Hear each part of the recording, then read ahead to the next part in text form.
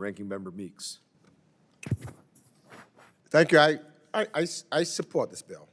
I have some more comments, but at its core, this bill seeks to apply Standard International Emergency Economic Powers Act, or IEEPA, property blocking sanctions against a set of Iranian religious and government figures, as well as the institutions they represent, who have publicly threatened the life of the United States president and allied leaders.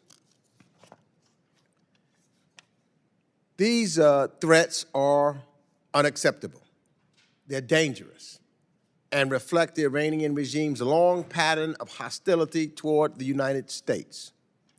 The bill also includes reasonable waiver authorities that allow the executive branch to scale these sanctions up or down, preserving diplomatic leverage. And to me, that is very important, and I commend Mr. Self for including it. But I also, want to be real, because the bill actually will have no or have very little practical impact on the individuals and entities it targets. The American people have to understand that. Many of them, and in some cases their entire networks, are already subject to U.S. sanctions under existing authorities. Additional listings may feel satisfying, but they do not on their own make meaningful change in Iran's calculus or behavior. And so this brings me to what I believe is the deeper issue, that this committee should be conducting serious oversight of U.S.-Iran policy. We should be holding hearings, multiple hearings in fact, to understand the impact of the sanctions already in place, how they interact with each other, and how they fit into any coherent long-term strategy toward Iran.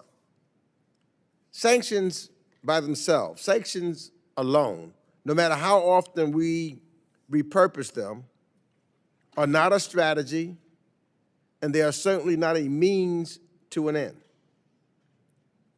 What I believe we need from the Trump administration is a clear articulation of what its Iran strategy actually is and what it aims to achieve. Congress should be hearing directly from the Secretary of State on how he plans to keep the Iranian regime in check at a moment of extreme volatility in the region. We need to understand what steps are being taken to ensure that Iran's massive stockpile of highly enriched uranium remains secure, and that the nuclear program does not advance from its current post-12-day war state.